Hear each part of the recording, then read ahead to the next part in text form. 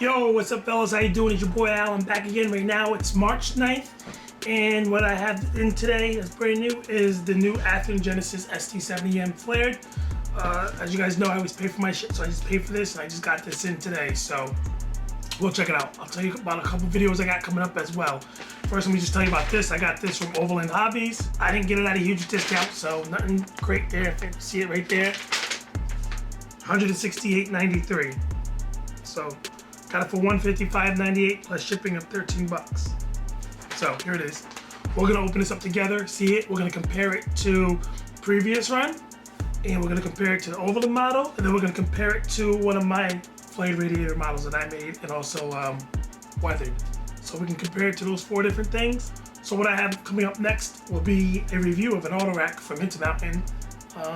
You guys know these are gonna cost $98. This isn't a new run, this is the previous run, so I paid a ton of money, like $70-something for this damn thing.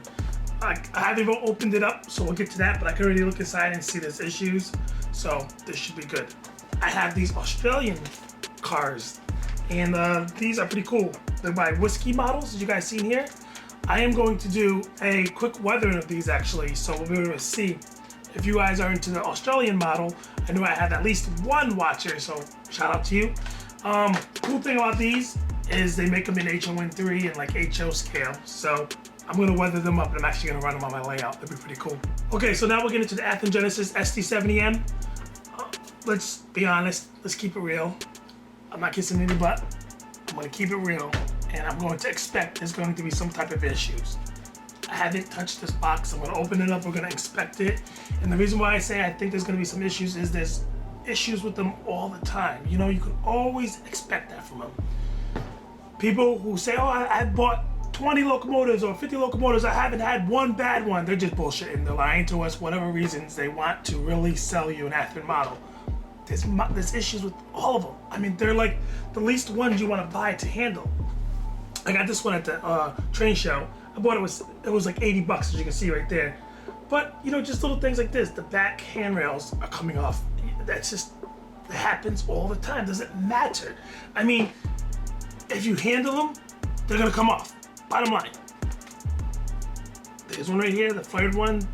Back handrails, they just break off. It's like they're designed to break off. So let's go ahead and open this up together and let's see what's inside. Okay? So the unboxing is pretty simple. Regular, typical Athearn box. Same old bullshit about Genesis locomotive warranty, diagrams and stuff. Keep a note that I got the non-sound version. Actually had 2 of these on hold originally, but I went down to 1 since I bought, and I like the Overland versions. So I have a couple of those. I have an Overland flared without the phase 2 cab. And then I have a couple of Overland flared radiators, also with the phase 2 cabs. So there was no need for me to get many Athearn ones. Okay, as I'm looking at it in the box, looks okay. Yellow looks a little dull. See anything else? I don't know.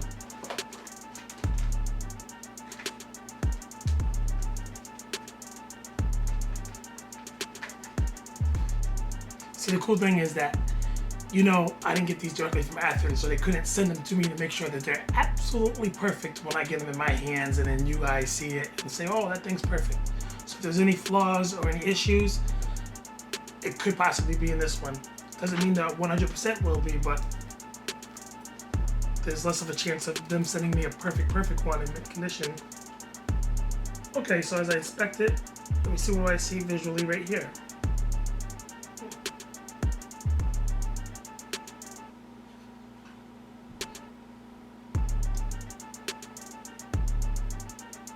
Okay, so you know, the typical handrails pushed in, that's, like I said, you always expect that, so no surprise. Looks like there's some glue residue at the jacking pad and also on the trucks. Check that out. So there you go, there's some glue on the jacking pad and also on the truck. As you can see there. See it?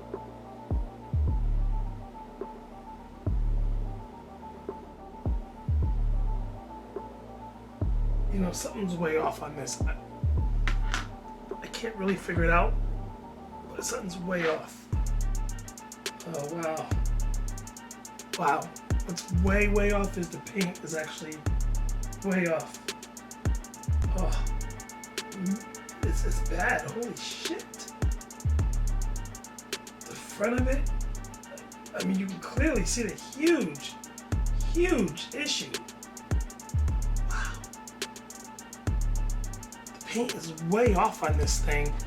I mean, you can see this one is very clear, very vivid. This is very dull, and what I've heard is the green tint. There's definitely a green hue, a grayish hue. That's very easy to see as you look right here. So here's the flared one, which you can clearly see the wing looks, the blue's way off, looks really shabby. You can see the clear paint different color there. Wow, what a big difference, right? Okay, before I turn power off, I just wanted to turn the power on right quick so we can quickly see what the headlights are gonna look like. Because here they are.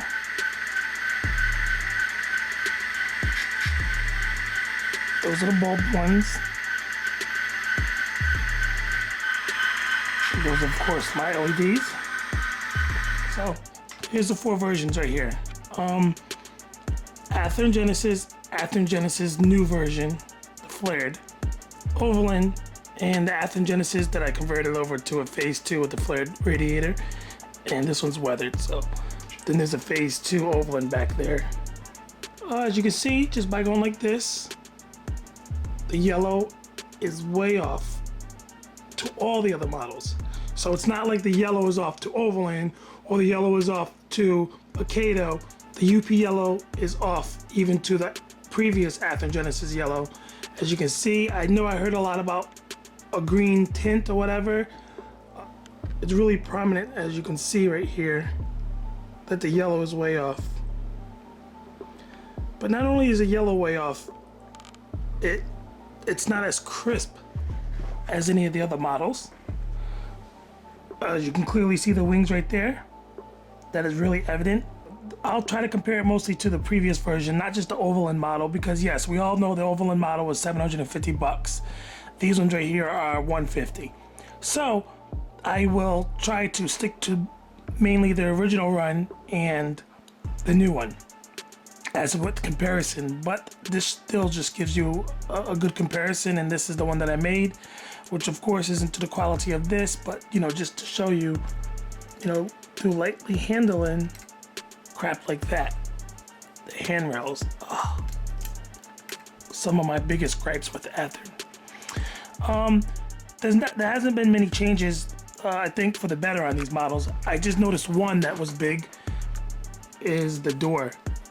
So as you look, the door on the previous version was thick as all hell, and this one is much thinner. I can't get past the shield being so weird looking. Ugh. Another big thing that I noticed too, which is actually bad for their new one, is the dynamic brake. That right there is etched metal, and this is just a piece of plastic, I think. Looks like this is molded on. This one's molded on. So there's the molded on one. Etched metal. Crappy. Better. There's more depth to the center line as opposed to these ones. Looks like there's some damage to the side right there. See the hole? There's, you know, there's like little dimples. So it looks damaged. Definitely is. I mean, it's not supposed to be like that. Going right down the center. Black fan on top. And of course the bent in handrail. You see all 4 of them. You could definitely see the shields way off and everything else.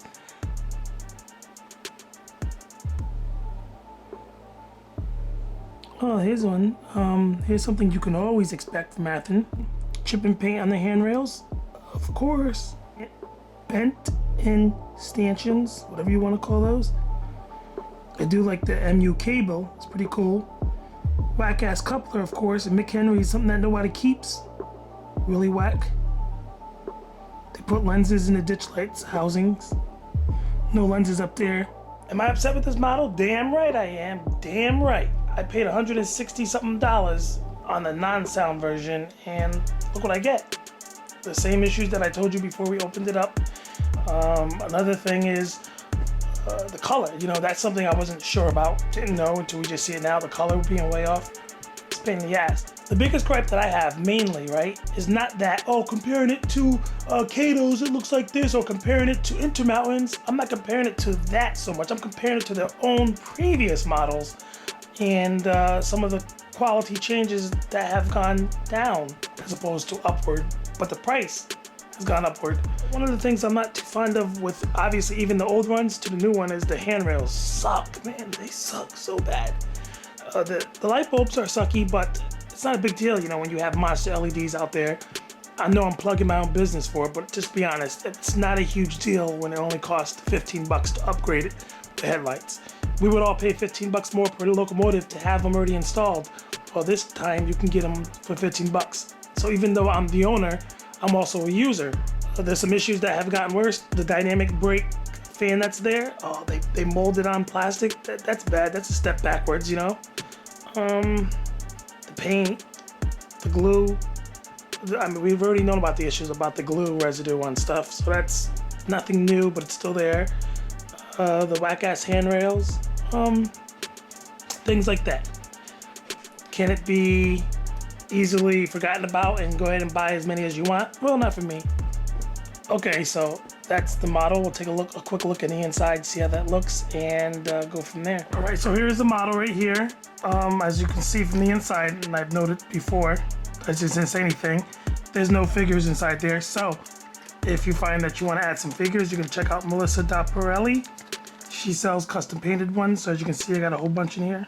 Anyway, so let's take this off. Let's see what the inside looks like. Here we go. Okay, typical looking inside. Feels like a little bit of a cheaper plastic, but I don't know. What else? The whack-ass tabs, of course, in there. Genesis motor. This looks like it's a little different right here. Obviously, it's for the speaker.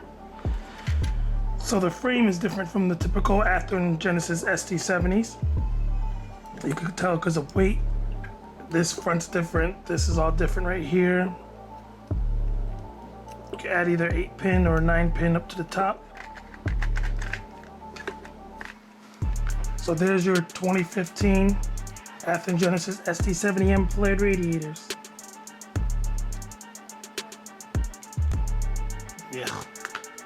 Okay, so here it is, the SD70M flared radiator by Athearn Genesis. My afterthought about this model is it's not really well done. I would rate it a 6.5 to a 7 out of 10. And a 7 is pretty generous, but a 6.5 to a 7 out of 10. My personal opinions about this is if you weren't one of the few hundred people that went out and bought every number right away, don't run out and do it right now, okay? Hold off because of a couple reasons. Reason number one will be as the newer versions come out and people start to see the problems here, they'll start to dump the old ones and you'll get them at a discounted price. You know, this is a big deal. So you get them at a less price if you don't run out and get them now. That's number one. And the second reason is actually, you know, Athearn knows about this garbage that they've done. They know that people are complaining. They know I've said something. And after this, I have a feeling that when they make their next run, which will be the phase 2 cabs, and then, you know, they paint them again, they'll probably do it a little bit better so that it's not so effed up like this. And when doing that, you'll have the opportunity to get a better model at that time, meaning the paint wise, maybe even the dynamic brake will be metal again. Who knows? But the point is, if you hold off for those two reasons, you know, you don't need to go run out and buy these right away.